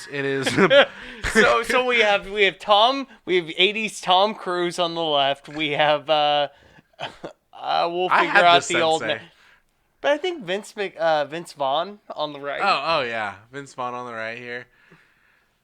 Yeah, not Vince too bad. Vaughn, Ed Harris, and then not Tom Cruise, but like the goofy cousin from The Sopranos. Oh yeah. The brows are a little thicker than the family, you know. Mm-hmm. Let's interview the milkman, shall we? Yeah, I was about to say. So 1987, Billy is called up to the major leagues, drafted by the Baltimore Orioles. This, much like a lot of baseball things we've talked about, is definitely a gimmick. The Baltimore Orioles have not been doing anything since that World Series season in 1983. This season is chalked up to 67 and 95. You're 20 games below 500, 18 games below 500. Yikes. So then Cal Senior is fired the next season, going 0 for 6 to start the season off. The team ends up going 0 for 21 to start the season. So it wasn't really Cal Senior, That's a but death spiral. that's bad. That's a bad start to a season. You don't really go win the World Series after you start 0-21. It's hard to get mathematically eliminated in May, but Is this what we're? Is this? Gun Is for this it, brother. Yeah. So this was a feel-good moment, though. You got to see both brothers with their dad this is what family is, right? He's the only dad to be able to coach two sons in a baseball game, in a baseball season. Billy would play for the Orioles up until 1992 as second base, so he had a 5-year career, and then he would come back in 1996 to play with Cal for one last time before he kind of went off into the sunset. So yeah, they ended up firing coach, manager 6 games in the season, and so that's kind of it. That's the story of Cal Ripken Jr. He was a high school champion. He won the minor league championship 2 times. He was rookie of the year. He actually won 2 high school championships. Oh, wow. He was rookie of the year. He was AL Look most at all valuable these player. How are you gonna fit all these trophies in a little Caesars 2 houses dining for all this area? mantle, you know what I'm saying? World Series champion. He was a 19-time All-Star. He played a memorable game. He played with his brother and his dad, right? So that's like... Pretty sure he did some Rogaine commercials or whatever, Bosley. Yeah, or like a Hair eugenics Center. kind of thing. So this is a hell of a career, right? And this, like you said, Ryan, this is kind of like a superhero origin story, right? Yeah. Which is interesting because He looks like Bruce Willis from Unbreakable in this. He does.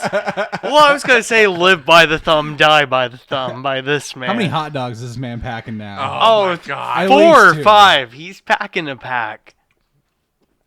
So out of all these accomplishments, none is greater than what he got his nickname for. If you guys do not know, Cal Ripken Jr. is known as the Iron Man. Oh, he played for his hometown team too. Cal Ripken Jr. is the Iron Man because he broke the career record for most consecutive games played, which was 2,130. He broke it by 500, and he played 2,632 games consecutively. No injury. No injury. Nothing stopped him from playing. So that marks the highest. Okay, stop the show. Okay. Consecutive. Yes. In the sense of, can your team put you like, oh no, he's on resting up and healing roster and you miss a few games? Like, none of that? No. No days off. No days off. He was in the NL, so no designated hitter. He was in the AL. Oh, he was in the AL. Designated here.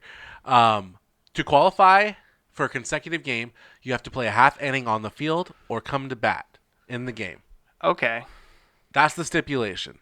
So, that being said, the original holder of the title is this guy.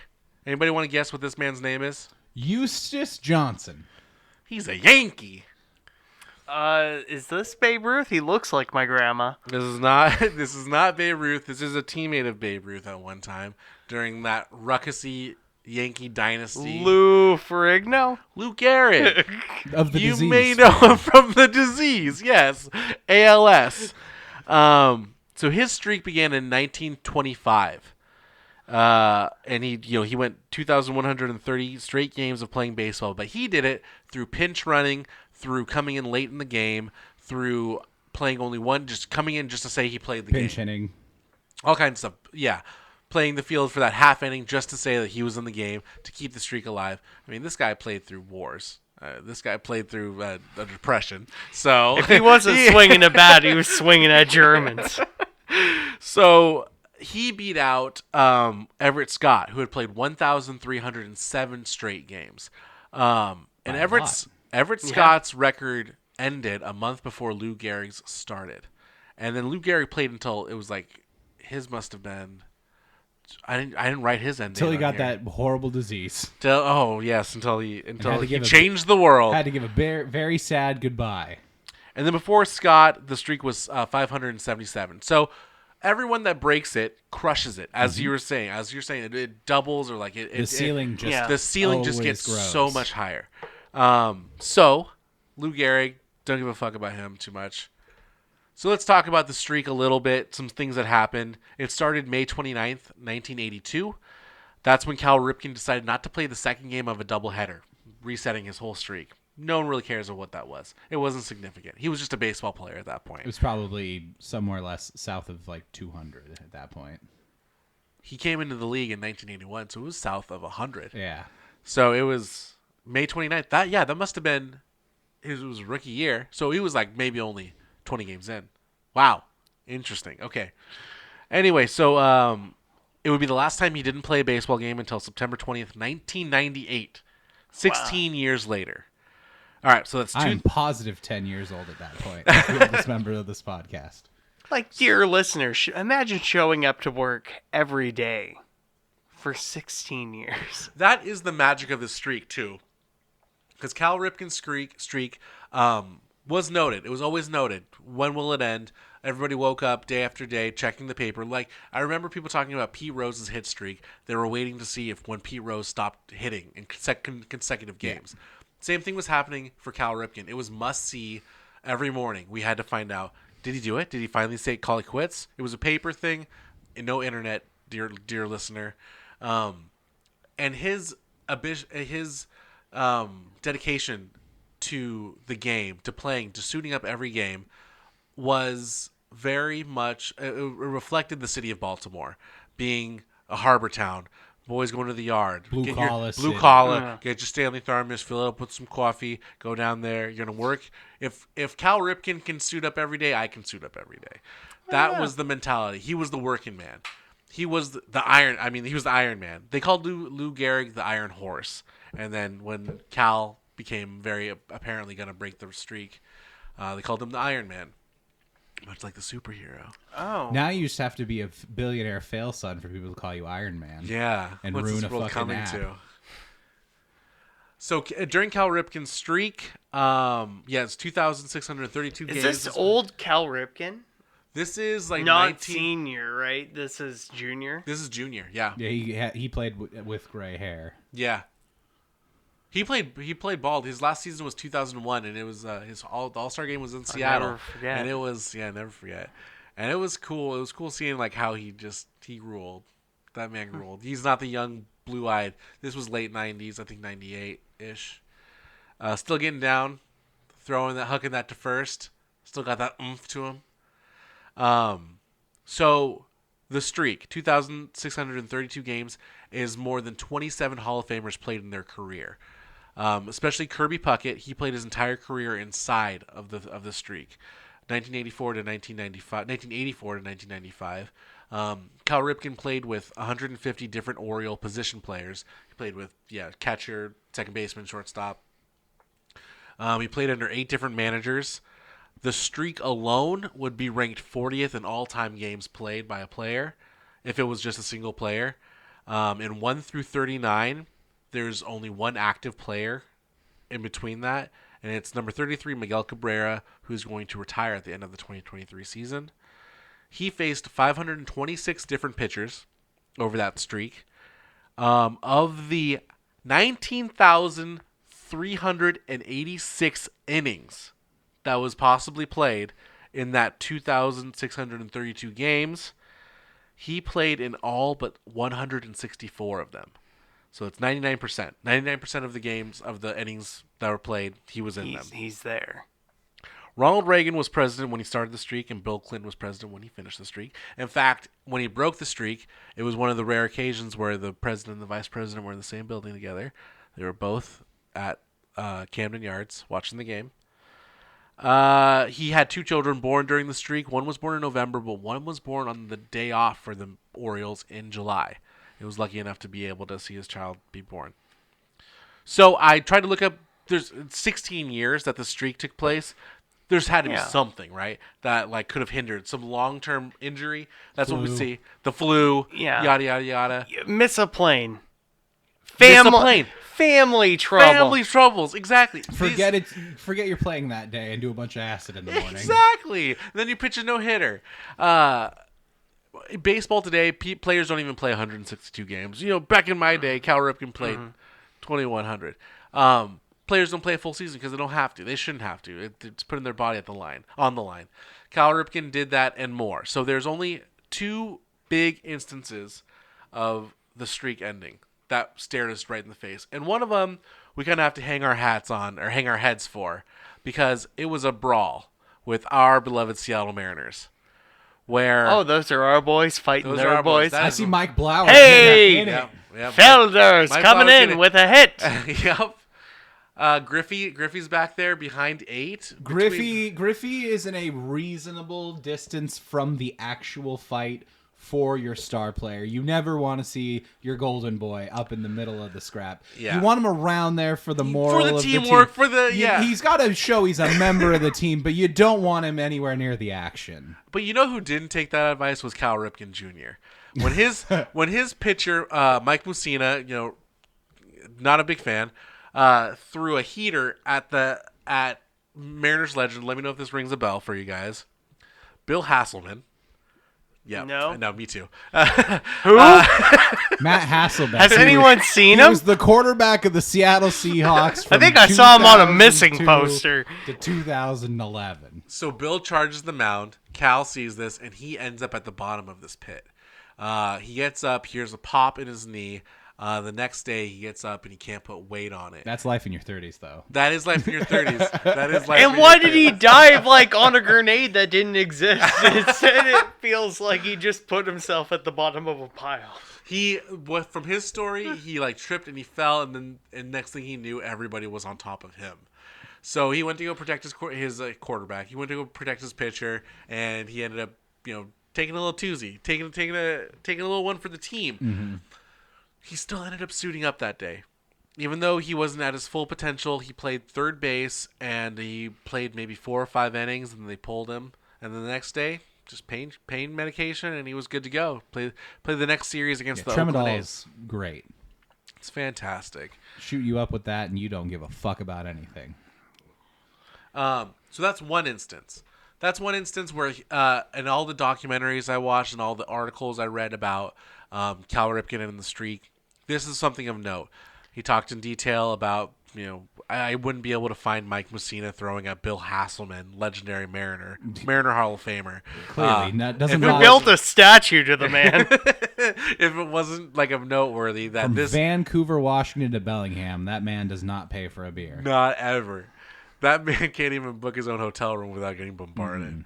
The only other thing I could find was the 1994 strike, baseball strike, player strike. In 1994, there was a work stoppage by the players' union, being that the owners wanted to create a salary cap. The players had to approve it, and they didn't want to. The players' union decided not to, so they put a work stoppage as of August 12th. And it was the longest one in baseball history, longest one since 1902. Interestingly enough, this is just another ripple in time. All the strikes in baseball have come at the Montreal Expo's expense. Every single time there's been a work stoppage, they have been having the greatest season of their franchise career. Oh, it always pops up in their high moments, sort of a deal. And if you didn't know, the Montreal Expos were sent to Washington, D.C. after they never competed in postseason baseball. They were considered like a bad franchise, so they were relocated to another place. And people like to debate that the 1994 strike was a major contributor to that. So that's a little side tangent on that. The owners wanted to get the players to sign off on this cap. They didn't want to do it. It went to the courts. I didn't read up much about this because I just union stuff doesn't. I can't really get my facts straight on it. I feel like I'm never fully understanding what's going on. But it went to the Supreme Court, where Justice Sotomayor for the New York District Courts ruled that because the players wanted to go back to work at the beginning of the next season, that's part of the story, I guess, that it became a lockout situation. The owners had hired scabs to play for their team, and if a replacement situation, Keanu Reeves was suiting up. Yeah. The Gene guy who was always on call. Gene Hackman was suited up. The guy who's really good at kicking. They got a hired sumo those two wrestler Samoan to play catcher. There was a Irish kicker there was an Irish shortstop that owed a lot of money to people he shouldn't owe money to. So the 2 days before the season was supposed to start, they struck it down and they postponed the season 3 weeks for everybody to get conditioned and get ready for the game. And the strike never. So this 1995 season happened. Granted, this is a period of time where players like still smoked in the clubhouse. A little bit. Get back in shape Yeah, and get yeah. getting Yeah. ready Yeah. for baseball. So if the Baltimore Orioles would have played a game with the Scavs, that would have reset the Ripken's streak. record. Yeah. Yeah, Ripken's record. Which he Or, would. or he would have had to cross at the picket line. Which I mean, Yeah. I know it's too much to ask because I assume you don't have like how many games he's played with each of these like events. But like, we can eyeball it really close. but I mean, like, what year is this in? As This is well as the 1994, and he ends up breaking the record 4 years later. Okay. So Okay. he was like, if you 162 times 4, Yeah. do it, Taylor, you got this. 162 times 4. Yeah. 648. Yeah. I was just getting there. I was like, what's 800 minus 140? So he was about 160. 648 away Okay. from it. Oh, actually, yeah, maybe even more because it was the end of the season. Never mind. We're ballparking But it. still, I We got mean, it you there. know, far enough to where for that record to be, A lot of things could happen still. yeah, Lot it of, can be snuffed out because Yeah. it hasn't happened yet. And for it to be broken by just a rotator cuff or Yeah. an high ankle sprain could quickly end that. which is interesting, like how delicate the streak truly was, right? That when he talks about it post, he's 25 years removed from it. 2020, he was 25 years removed from the streak, something like that. He talks about like he didn't do it for the streak. His dad told him, baseball players play baseball. Everyday players suit up every day. So he didn't think that there was any other kind of life to baseball than to go out there and play.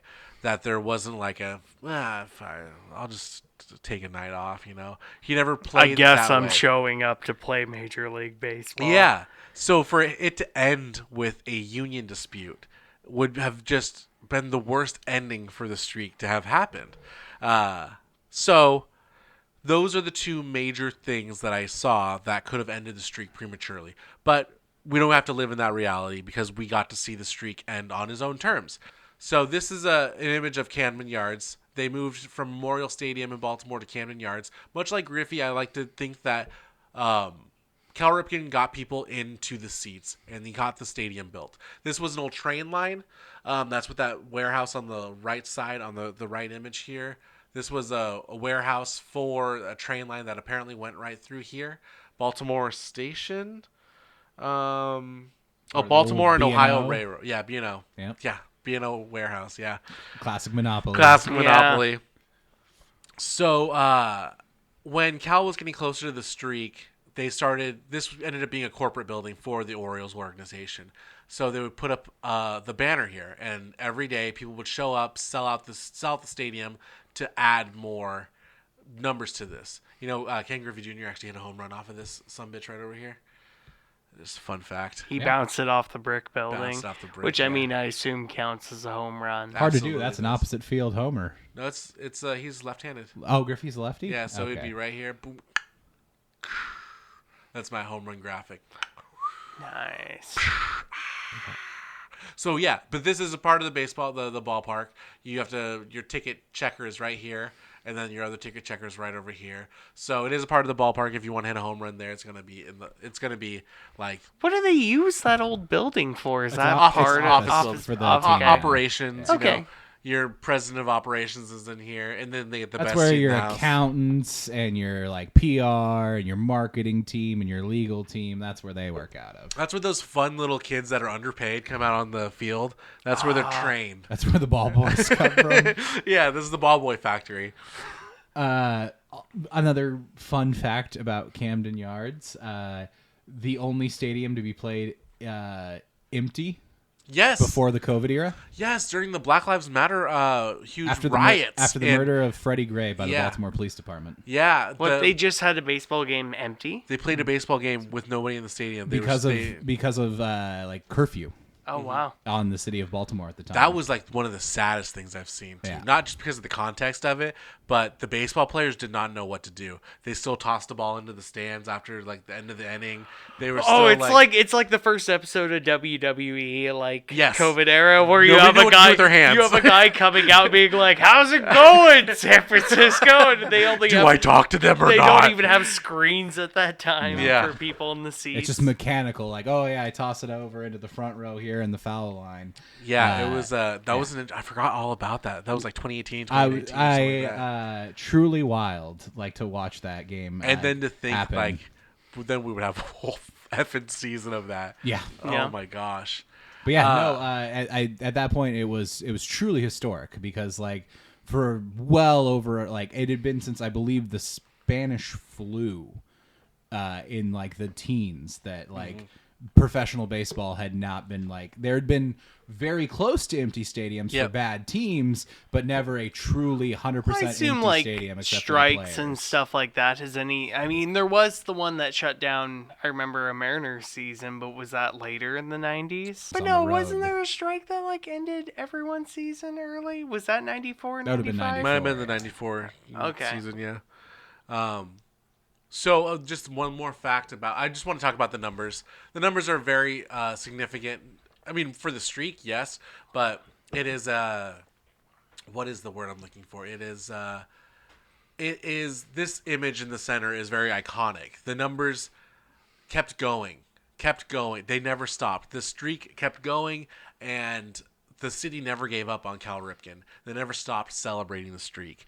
It never got tiring. So you'll see that even when he got to the end, it was still there.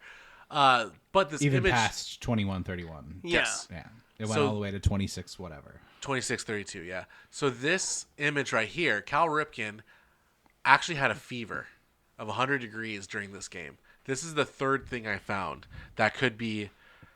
Should you have played that game, kind of thing? What are his stats on this Jordan flu game for Cal Yeah. Ripken? Do you know? No, I I'm should have so looked. sorry. I assume somewhere between okay and dog shit. He at least he's rounding third, so He it might does- have been. he is rounding third. Oh, fuck! You know what? It was a fucking home run. That's Okay. right. That's part of the story of why Cal Ripken is so fantastic. In the game to break the streak, or the game to tie the streak, he hit a home run with a 100-degree flu. So he's possessed by the gods of baseball. He is. In- If there is in a a Thor way. of baseball, it is Like- him. Which makes Cal Ripken Sr. Odin, Yeah, it does. the Allfather of So- both Cal and Billy. So he does it. He does it. He breaks the record. He's got some gray. He's lost a little hair. yeah. He's Yeah. looking like somebody's granddad.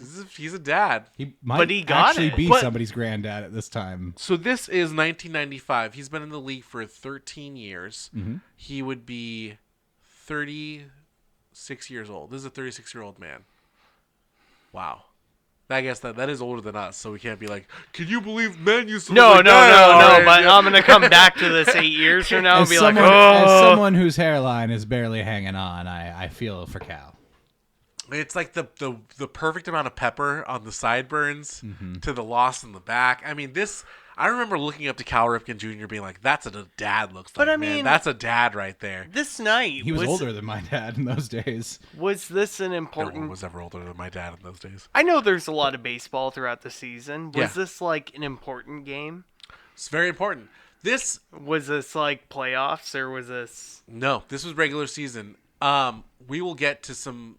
Actually, let's talk about it. No, we're gonna get to that later on. In game 21-31, Cal Ripken Sr. is in attendance in one of the booths. Only the first time he's been in the Baltimore since he was Gave him the axe. since they gave him the axe. Or his walking papers. Yeah, his pink slips. They banished him. Yeah, They sent him Like to out the of Shadow Barter Realm. Town, they just threw him on a horse and sent him out. I guess I don't have much on this one. This was the Orioles' most viewed game in all of Oriole history. Was Billy there? Billy, yeah, he had to. Billy was in attendance. I'm not even gonna fact check it. A Billy had cloaked Billy disappears into the shadows. Billy looking like Eli during Peyton's last Super Bowl win, just like sad and grumpy face. um, yeah. So breaking the streak is one thing, but this guy demolished it. 21-32 to 26-32. When did he stop? What year? He stopped in 1998. So Okay. it was September 20th, 1998. The Orioles were not going to go to the playoffs, so those weren't going to count. He didn't want to end the season thinking like, God, then the streak is still there. I have to go again next season. Everyone's going to be talking about it. When will it end? So He took a day off. Finally, I want to see Cal Ripken's Day Off. finally. Starring Harrison Ford, like the well, one. he still went to effing work. He still suited up and went to work because this is a photo from that game. He's not like eating cotton candy and like looking through his parents' credit cards at 36. He's in a trench coat somewhere. Was there anything to save face about this? Like, was he dealing with any sort of like nagging minor injury that they could put this off on for PR, or was this like a truly like Cal Ripken's decided like, no, this is my terms. Everything Did he I've call read the shots? was Cal Ripken called his day. Okay. He wanted to. Like that's a narrative I've read on a lot of articles. Was Cal Ripken wanted to be in control of the streak. That's why the way his context for it was that he didn't want to go into the next season thinking about the streak anymore. So at the end of the 1998 season, he decided. I just got to call it. Is this game like 162? It's September 20th, so it's close. It's 158 to 162. Yeah. So he's at the end of the season. He got senioritis. He did. He got senioritis. Yeah, exactly. It was senior skip day for Cal. So it took I want to let you guys know, Cal Ripken's streak lifted Baltimore baseball. The entirety of it, the 16 years. When you thought of Baltimore baseball, you thought of Cal Ripken Jr.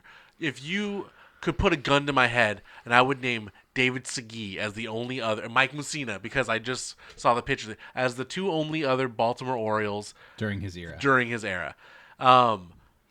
He was selling of course his record tying and record breaking were sold out games. But would you also believe that ticket sales were beyond what they've ever been during the entirety of his plus territory of the streak?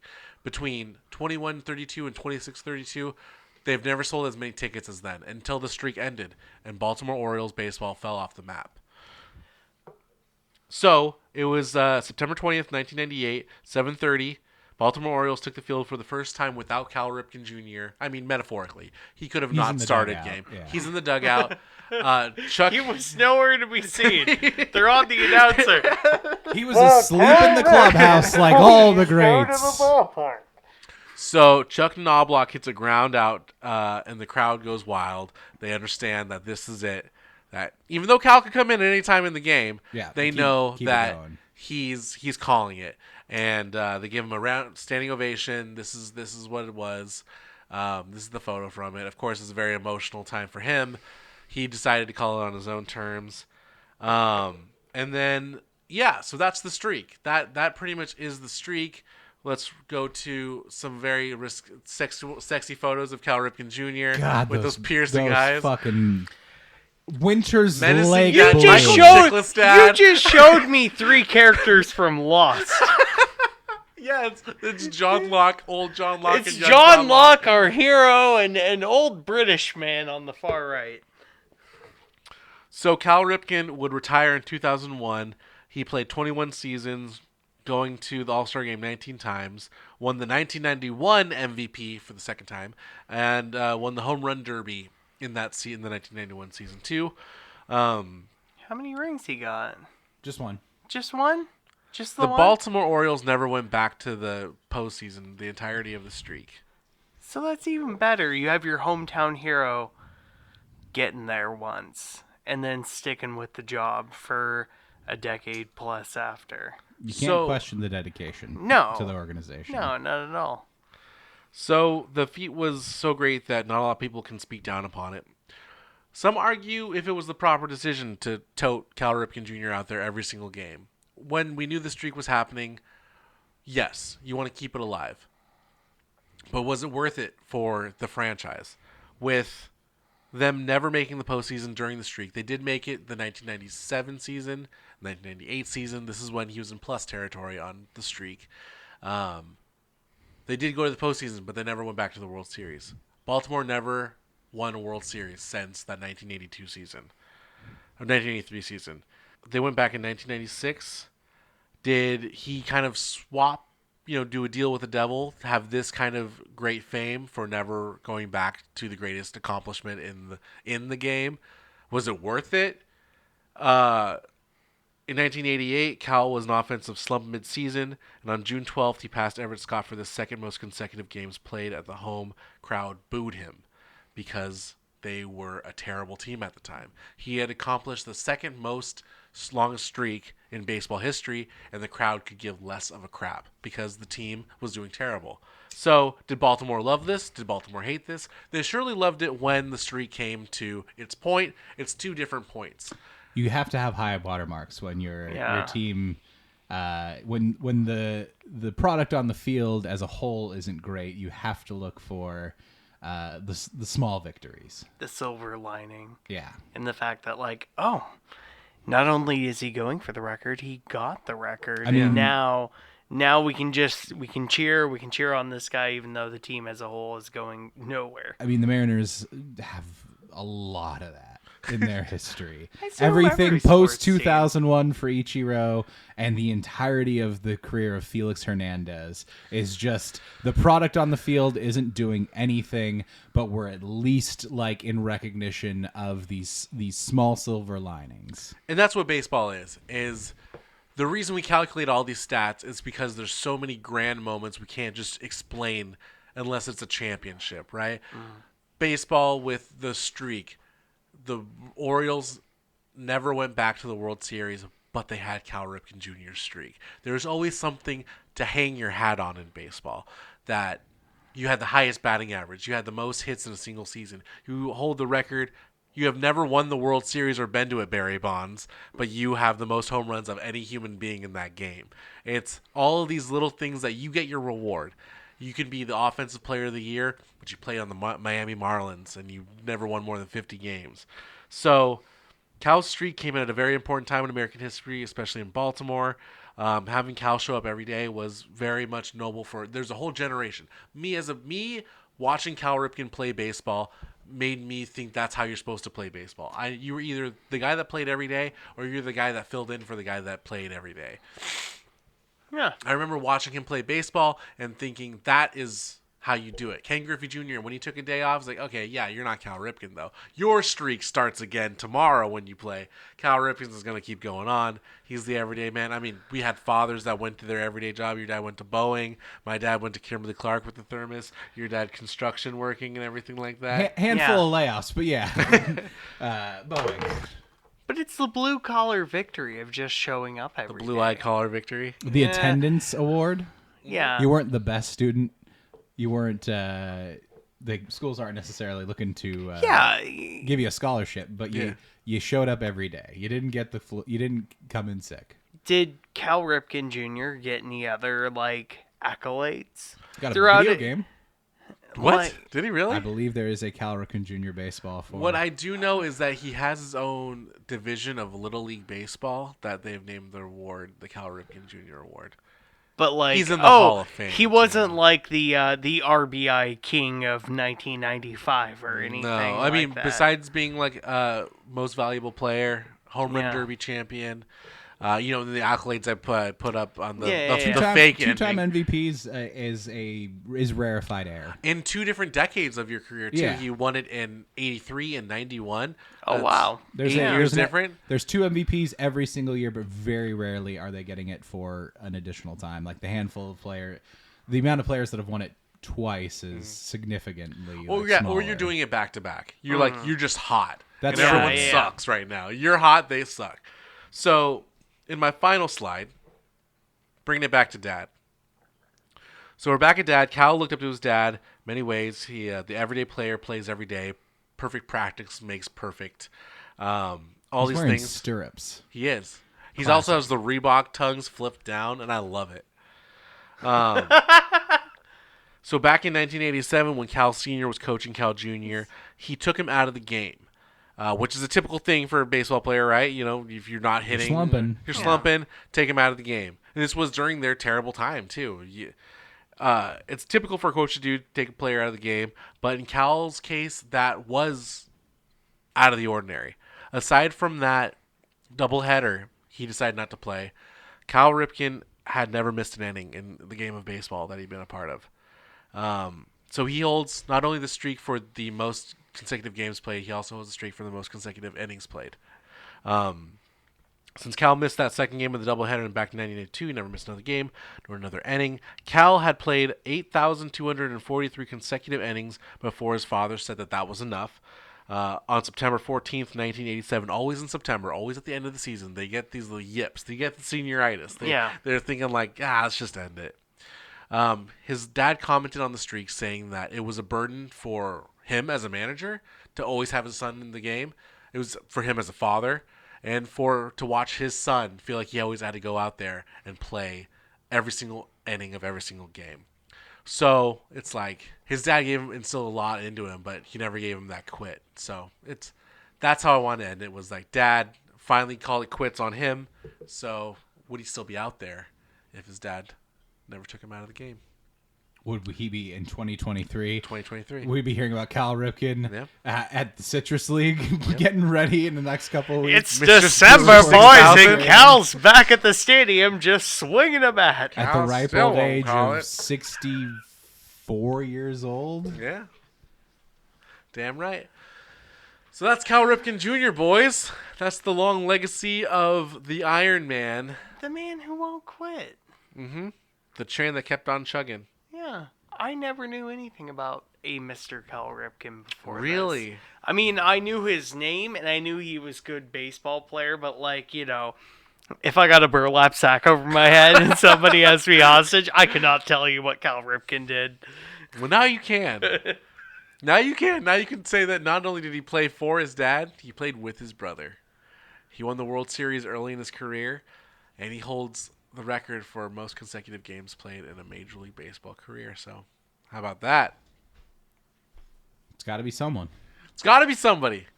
Something about that. There's nobody close. I already said that. It was Miguel Cabrera, number 33. He's retiring this season. Yeah. Is the only one that cracks the top 40 that's currently playing. So, yep. Anyway, guys, thanks so much for listening to that. Thank you for sharing that story with us. I mean, as the medium member of this podcast when it comes to the subject of baseball, not medium, like Broshadamus? like easy difficulty medium expert when it comes to the members of the podcast and baseball knowledge. I knew of Cal Ripken. Did he play a part in the steroid trials at all? Like, did he testify before Congress? Okay. I'm thinking of the wrong person. But yeah, no. Knew very little about Cal Ripken. Just the name, obviously, struck a chord. It's synonymous with baseball. Absolutely. Also, the entire time, I mean, I assume consecutive, and it seems so obvious, entire time on the Orioles. Yes. Mm-hmm. Entire career, all 21 years for the Baltimore Orioles. Every game they scheduled, he played.